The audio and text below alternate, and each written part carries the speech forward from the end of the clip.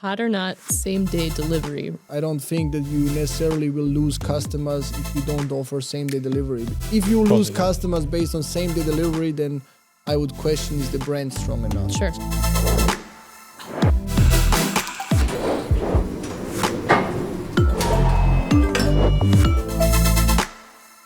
Hello, everyone. Welcome to another episode of our podcast. My name is Marissa Dierlam, head of marketing for TGW in North America.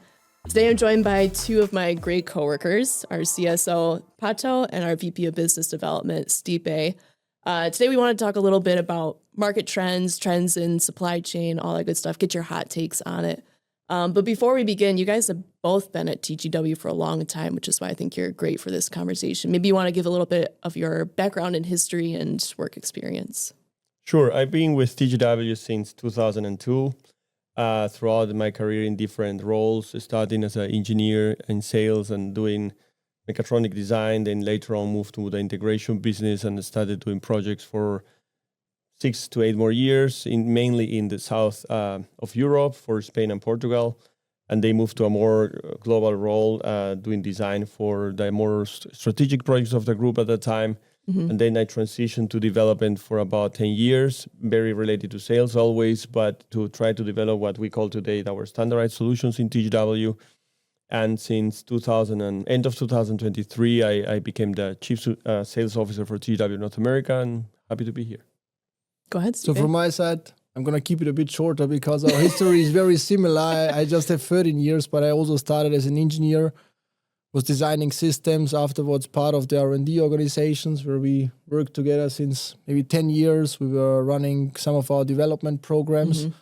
After that, I was also living in some other countries in Europe and helping build these markets. And then 2.5 years ago, I joined the North American team.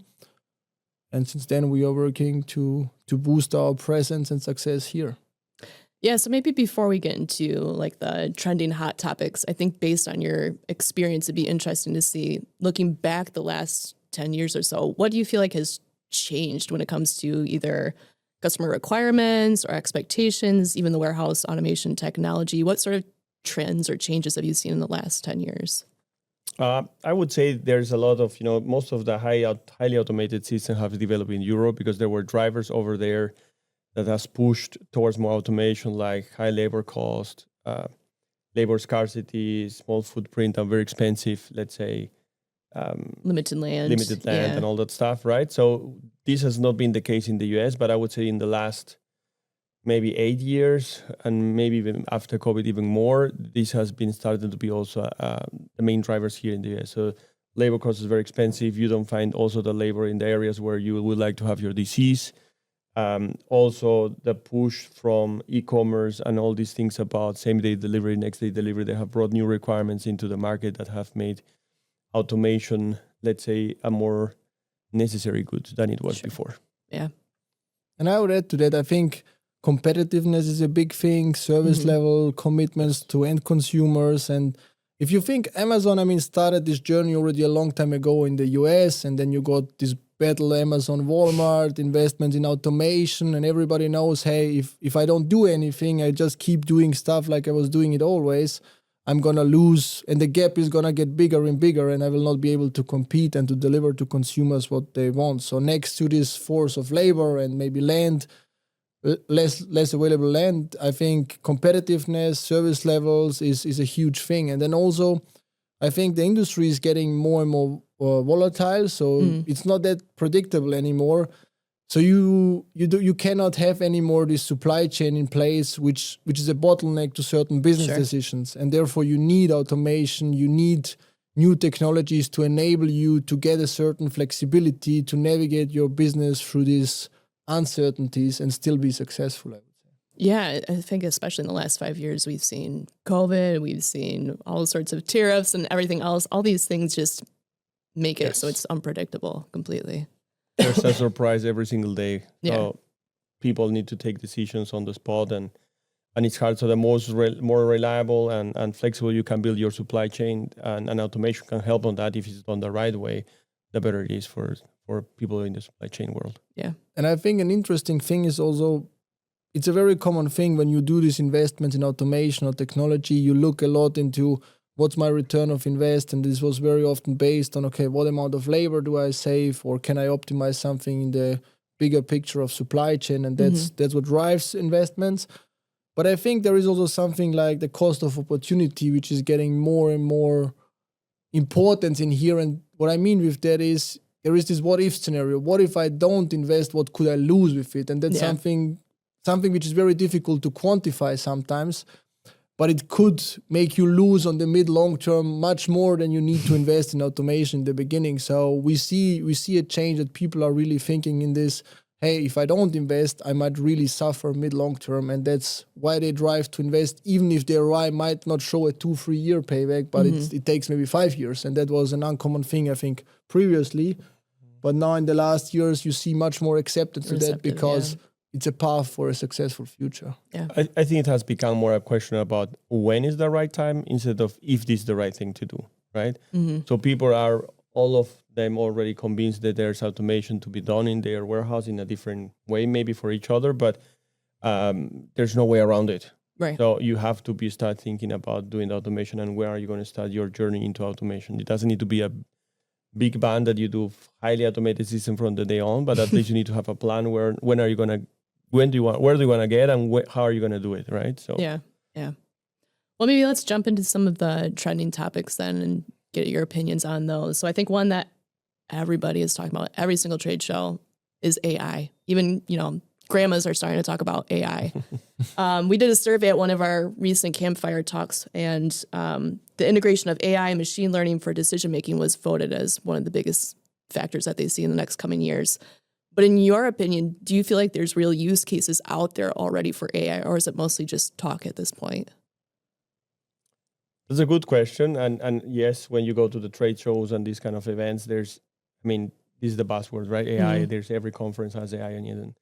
And I think there are getting more and more, let's say, tangible and use cases out there, but they are still very isolated and small. I think if we look at our systems and our things we design, we have started to do some implementation of those as well, machine learning for sure. Yeah.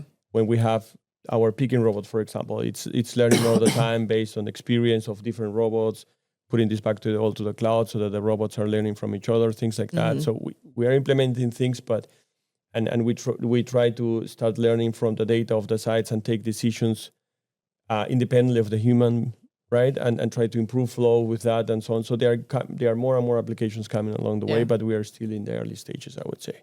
Yeah, and I think we said it before, the question today is not anymore if you automate, the question is when you automate. And for me, the same counts for AI. It's not if it's going to happen in that way, it's just a question when it's going to happen. And I think... Or the best use cases for it. Yes. Exactly, and I think there is a lot of work to be done to lay the base layer of it, to get the data in the right spot, because people were not building systems and technologies because they knew AI is going to be there. Sure.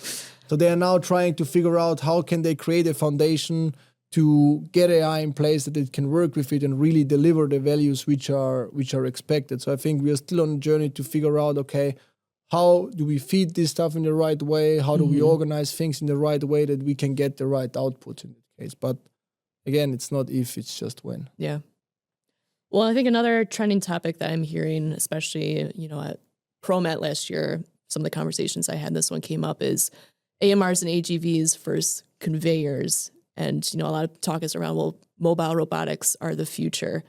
But again, from what I've seen, it seems like the sales of mobile robotics in general in the market is still not quite there. And I wonder if you see that as well, or what's your take on this whole, is it really mobile robotics versus conveyors and, that whole conversation? I think there's different applications for different technologies, right? So every technology has a sweet spot, and if you use it in the sweet spot, it's correct. And I think people are seeing this too black and white.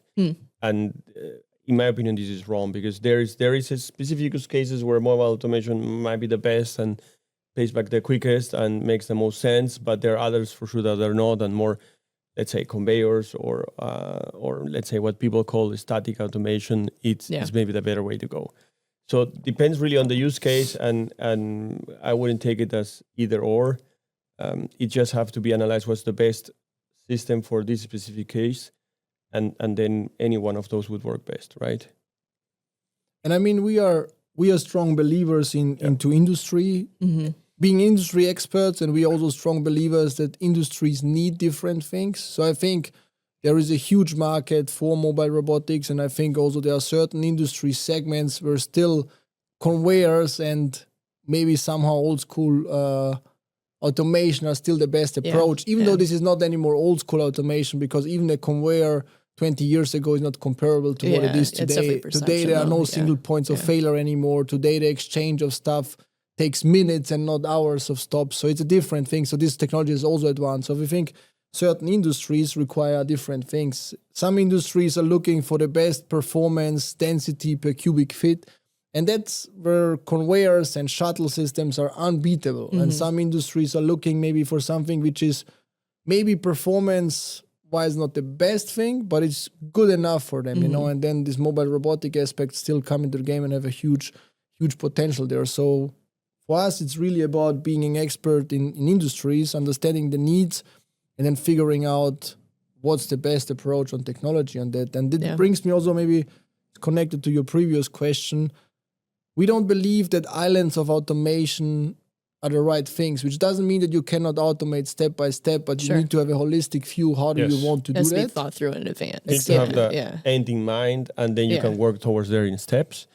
But just to do one by one without connecting the dots normally ends up being into a Frankenstein type of solution at the end, which doesn't produce the value that it could be if you do it differently. And I think it's wrong when people cluster this in these kind of technologies, because technologies just fulfill a purpose, right? So it could be different purpose in different environments, and but people sometimes make the mistake to say, okay, this is old technology, this is new technology, and this is wrong. Every technology will fulfill a specific purpose, and if it fits that specific use case, maybe it still be the best. It doesn't matter if it's coming from 10 years ago or maybe from 15 years ago, right?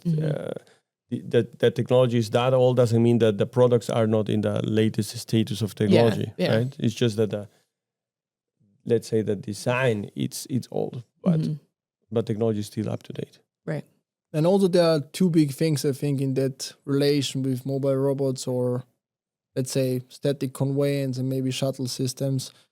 There is one aspect of flexibility, which is a lot of people talk about it, but the question is, what does flexibility really mean in this case? You know, okay, I can scale maybe by certain rack locations or by certain robots, but there is also something which we call true flexibility, which is, in our opinion, I would say the most important thing for businesses, and it's how do you deal with unpredictable consumer demands, which means unpredictable shares between distribution channels, having today 30% e-com, 70% retail, and the next day 70% e-com and 30% retail, because we often look at these companies or distribution centers from a yearly base, and they have a certain share. But on a daily base, this share is continuously varying, so it never stays the same. And hourly even worse. Exactly. Hourly even worse and so on. So how do you deal with that? And that's what we call true flexibility. You need to build systems which can cope with any of these things. And one example of that is we have sold solutions with a certain order profile. The day these solutions went live, the order profile was half and the SKUs were 30% more. And if you don't have this true flexibility, then you're going to struggle with that. Right. And that's sometimes the flexibility which mobile robotic solution might not provide if you have not designed for that. And shuttle might do that. You know, you can design both for that, but that's where you see the differences between efficiency in some aspects. So I think flexibility needs to be looked at from different angles. On the one side, flexibility in terms of scaling. On the other side, flexibility in terms of order fulfillment, shares of distribution channels, growth of SKUs, and what this really means to the in the end, it feels like it always comes down to some sort of prioritization between what you can afford, what performance do you need, what flexibility do you need for future growth. Yeah, there's always some sort of balance between those. Also some confusion between mobility and flexibility. So mobile automation, for sure, you can move from one, let's say, DC to the next easier, as if you would do with something which is bolted to the ground, right? But this is something that you necessarily need. Most customers maybe not. Some others, sure they will. Yeah. If you're a startup maybe, or a small company, you might need it. If you're an established company where you have already bought that piece of land years ago and you are fixed to that location, maybe less. Doesn't matter, right? So those are things that we need to define with the customer at the beginning is criteria that need to be weighted and in order to take the best decision for that specific use case. So maybe let's, without getting too political, get into another big topic right now. I think you can probably, if you're smirking like that, you probably guess where I'm going. And that's tariffs. So about 1 to 2 years ago, there was already a push for nearshoring, partly in response to needing supplier diversification coming out of COVID, rising overseas shipping costs, container costs were getting outrageous. Do you see that initiative being sustained now because of tariff pressures or not? I think there's for sure a push on that. I believe, in our industry, I believe that suppliers which are not producing in the US are all looking into, how this is hitting us and how can we avoid this?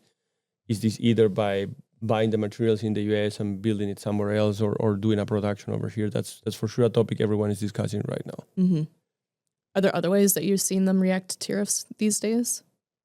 I think it's a difficult one. I think they are reacting with uncertainty, which is probably the most difficult thing because it leaves you, what I'm really gonna do, how long it's really gonna last. I think it's tricky. I think the future obviously has to be a nearshoring to a certain degree. Depends how much is really possible. And I think there's still a lot of stuff we need to learn and understand and find out what the limits of this approach are. How much can you really bring in? Because obviously there is a certain know-how and efficiency or economical situation which obviously needs to be still competitive because I can produce here, which is a great thing, but at the same time it needs to be economically viable that people can buy this and make their business cases work. So there needs to be exactly on the one side we're saying we build automation because labor is missing, so how can we produce stuff, So I think we need to find clever ways to do that. I think the trend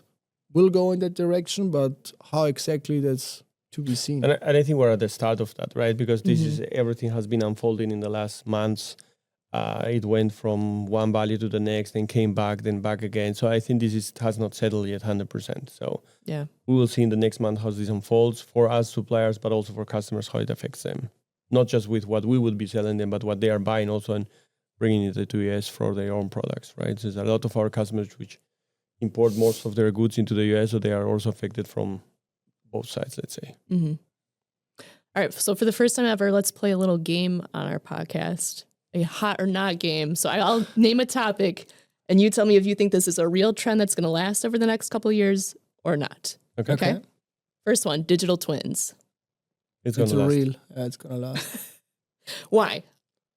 Because I think you need to be able to model things out in advance to what they're going to be. Because again, uncertainty push you in the way that you will have to create scenarios in order to decide what you want to do, right? And the best way to create the scenarios, if you have let's imagine if you have a full site, you could have a digital twin of it and play scenarios with it.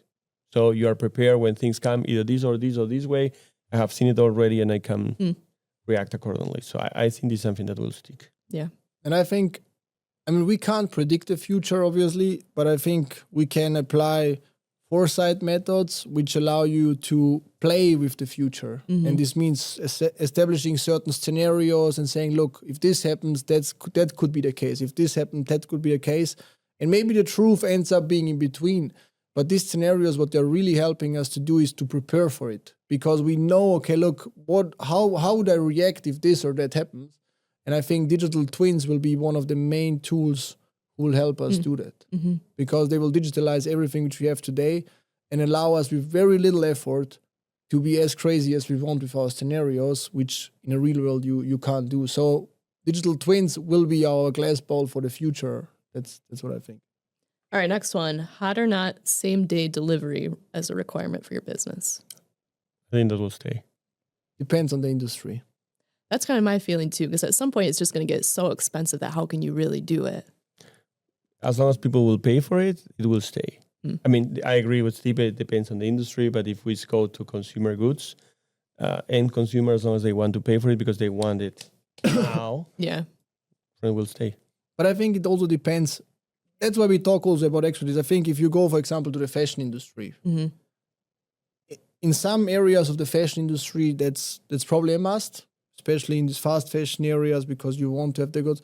But if you're a strong established brand, it's maybe a nice to have. I don't think that you necessarily will lose customers if you don't offer same day delivery. If you lose customers based on same day delivery, then I would question, is the brand strong enough? Sure. So I think it's not everywhere. It's a real thing to stay, but depending in which area. Mm-hmm. All right, next one. Drones or robots for last mile delivery? What kind of robots? Robots driving on the street? Yeah. Like those little guys that go on the sidewalk? I think drones will play a role for sure. Then obviously there are a lot of regulations. My home base is Europe, so Europe is super tricky in that regards. I think US is a little bit easier, and then if you look in other continents, it's super easy. So I think there will be a way how exactly this is going to look like, and if it's really going to be available that you will get your Amazon deliveries like that, I don't know. Mm-hmm. But the drone delivery will be a thing for at least a portion of the market. You seem skeptical, Pato. I'm thinking, but I would agree. I mean, either one of those will stay, but I think it's more drones than robots running around the corners, I would say. And just because the paths are more flexible. Yeah. And the question is, what do we define as a robot? I think obviously autonomous cars play a role there. Yes. There will be something on an autonomous way which will support delivery for sure to a certain degree. I mean, I would agree that 100%. If it's gonna be a human looking like robot delivering you stuff or a little robot which drives on the street, we'll see. Yeah. But to be honest, there are some successful examples. If you walk through San Francisco or a lot in California, is it the most effective thing as of today? Maybe not, but does it work very often? It does, So the question is, I don't think the question is how to scale it really. How can you make this on a scale really possible and sufficient? Because if people want to order a lot of stuff, I know at home every day there are multiple packages arriving. These are a lot of robots which need to move around, you know, and that's gonna be the question. there's tons of pilots going on. So which one will prevail is hard to say. Mm-hmm. All right, next one is dark warehouses or the idea of zero touch fulfillment. Hot or not? Hot. And it depends on the industry, as Stipe was saying before. But I think there are industries where you have already fully automated systems where you have minimum manual interference. So like there are systems in grocery industry, and we do some of those with our full case mix palletizing system where you have people in the inbound, then everything goes through the palletizing, fully automated. Maybe some SKUs are not, but most of them are. And then storing them automated, palletizing automatically, and then shipping also up to the shipping door. So, and it will get more and more, right? So I think for certain industries where the products will allow it, 100%. Yeah, and I think, you're right. We have built so-called dark warehouses. They're not completely dark, and I don't think they will ever be completely dark, but with a fully automated process from, let's say, depalletizing till having finished mixed SKU pallets, 15, 20 years ago, we have built solutions like that in the grocery industry. So I think it was already ready at that time. But if I look into the fashion industry or maybe in the general merchandise industry, there is a big trend on customization, on individualization, people expecting some experiences, because if you look at e-commerce, maybe the last touch point which is left with the end consumer might be the package or might be the way how you present the SKU. In that case, it includes a lot of effort, That's why you see also a lot of value-added services in these e-commerce fulfillment centers, because they want to give their customers something. It might be a nice quote on a box. The shirts need to be nice folded. They might need a nice paper wrap around it and some stuff in there. And that's something I think if the individualization and customization needs to get higher, I don't think that these processes will be that dark. Yeah. If it's just about transporting goods, and that's something which you can make dark, but the more customization it requires, I don't think that this is gonna look like that. All right, last one for the hot or not game. Right size packaging and the automation that goes with it. I think that is hot as well. I think also. You have already in Europe regulations out there which says you cannot send a package which is bigger than certain percentage of the item size, right? This already tells you have to go towards right size packaging. this trend might come also to the US at a certain point. Yeah. But just from the point of view that you want to save material and save costs there, or save shipping costs Sure. in the carrier side, I think this is something which is coming, and technology is getting better and better. There are companies out there which are able to do it since a couple of years now. Machines are getting faster, more reliable, and so on and so on. And these things are getting integrated now into solutions, as we have done already in a couple of times. So I think this is something that will stay. Yeah. Then I think beside costs, I mean, sustainability is a big effect. Yes. And also we talk customer experience. I mean, if you receive a little phone in a massive box, It's what annoying. kind of customer experience is Yeah. that? So I think, again, there's a bit of this cost of opportunity thing, how much are your customers going to be loyal to you if you get this kind of presentations to them? Because again, if it's the last touch point, it will matter. And right size packaging on the one side saves costs on shipping. On the other side, it allows also for much nicer presentations. And then this technology is also allowed today for better branding, what we talked before, for some customization, which is also automated to a certain degree. So I think it's on a good way, and I think it's a great technology. So that's a lot of different new technologies we're talking about.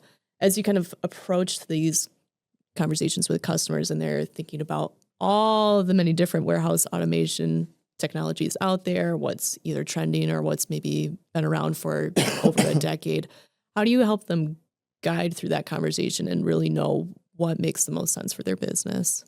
I would say the first step is to understand what their processes and their requirements are, right? So based on that, you can make a first thought about what will fit them best.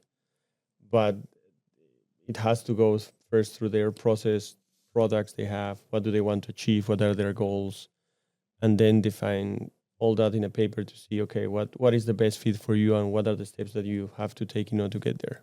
And I think we always say it, we in the end, even though we are an OEM, an integrator, we develop, we build technology and so on, in the end, we are selling process improvement. Sure. And we use technology to enable that. That's really what we are doing in the end. And I think we started about mobile robotics or fixed automation. In our case, we are looking, okay, look, what's the process we need to solve?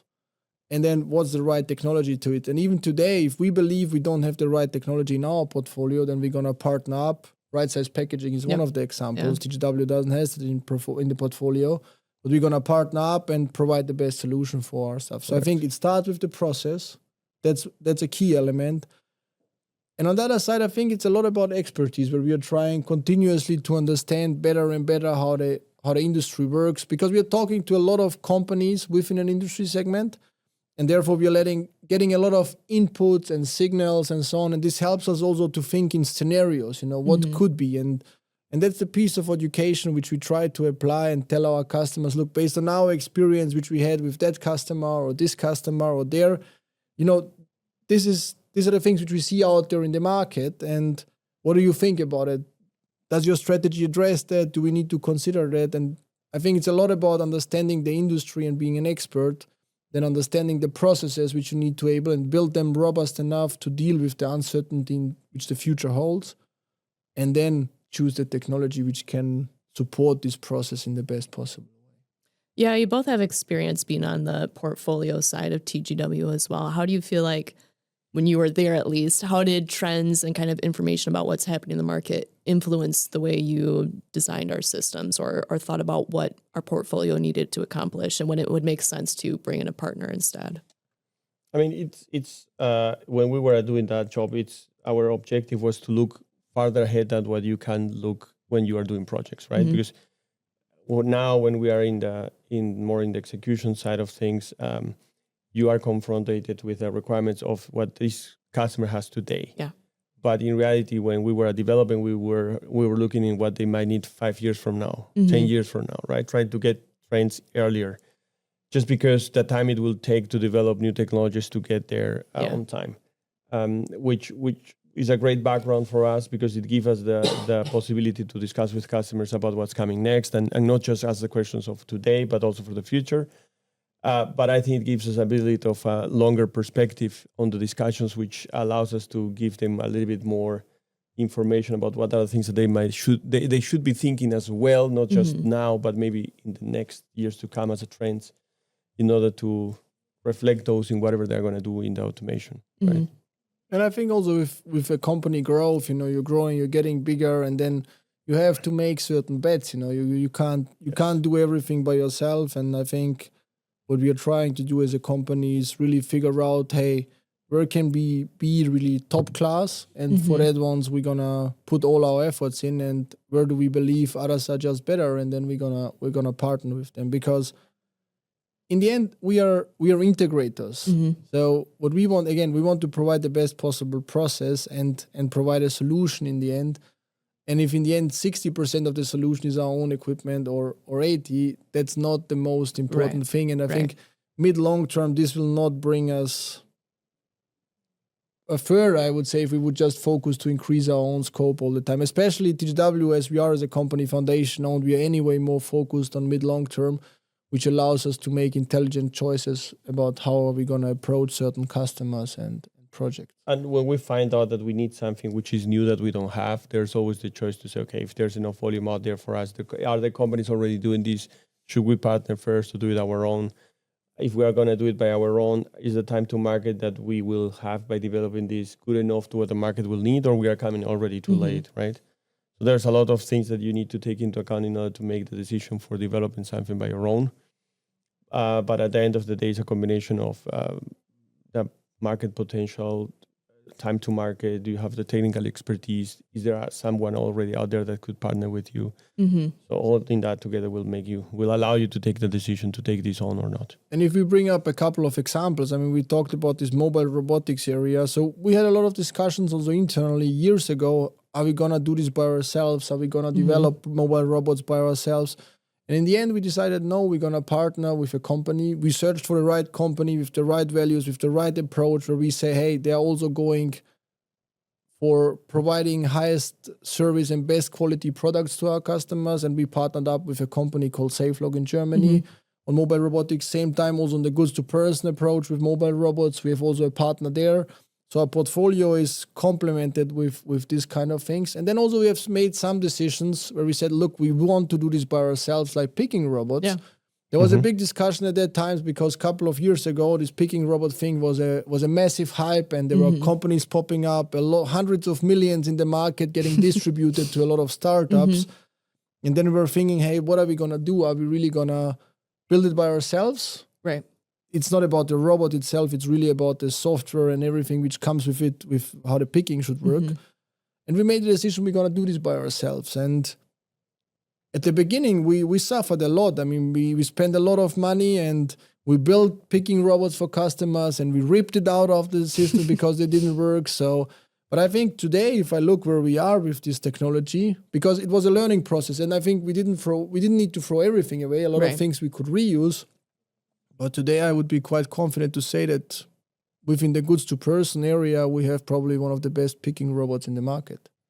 Yeah, I think one thing that I'm picking up from you guys is that it's important to think about trends both in the long term and the short term. So long term, where is your business going to go? How are you going to scale?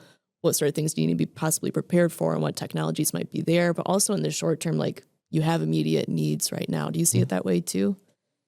Sure. Because they need to be able to fulfill what the requirements of today are for their customers, maybe stores or e-commerce delivery, whatever it is, right? But they should also have an eye on what's coming next.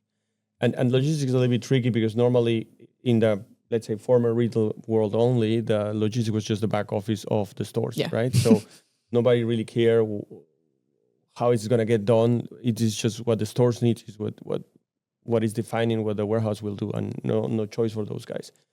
Since e-commerce and you don't have anything between the customer and besides the DC and you, that's it, as Stipe was in the last touch.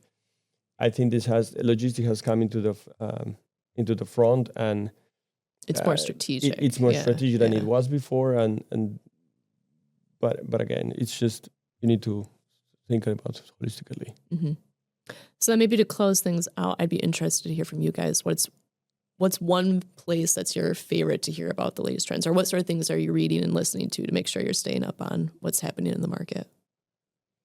It's a tricky one. So I would say maybe the best one is conversation with customers, which will share with you their challenges of today or what they think the future might be holding for them. That's, I believe, the best because those are way more tangible. Yeah. Right.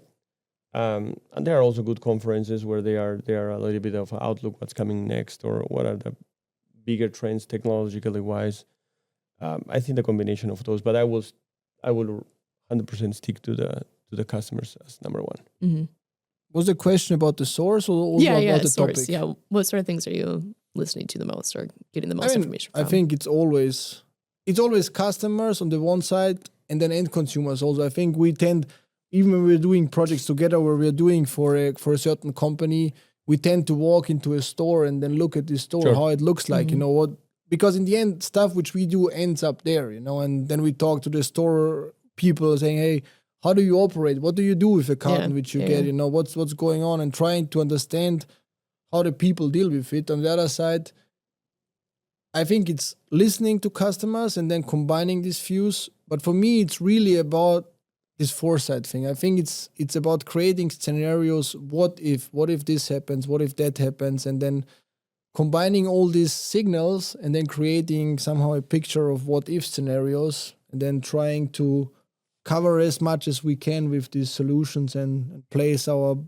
bets on the best possible, or let's say on the most likely what if scenarios. But at the same time, I think in this process we're trying not to close doors. So we are trying to leave things open that we can, if something happens, which we have seen as a scenario, but we have not designed for it, that we can switch gears and then move in that direction. So it's listening, getting signals, and then creating somehow these what if scenarios and the holistic picture about that. Yeah. And I think, as I said before, one side is the customer side from the requirements point of view, but we need also to match it with technological trends. Sure. Right? There are things that are popping out technology-wise that we might be needing or able to implement that will make a match to these new requirements, right? Or new technology might be shaping even new possibilities for solving those challenges differently. Yeah. So I think we need to be able to map all the time both, just from the customer side, what the requirements are and the trends which are changing consumer behaviors. And on the other side, which technology are popping up that are allowing you to do different things in the future. Great. Well, thank you both for joining me. I know I feel like we covered a lot, but we probably could talk a lot more, but I think that's probably, I recognize your time is precious, so I don't want to say too much more. So thank you both for that. And to the rest of our listeners, thank you for joining us, and catch us on the next episode. Thank you. Bye-bye. Bye.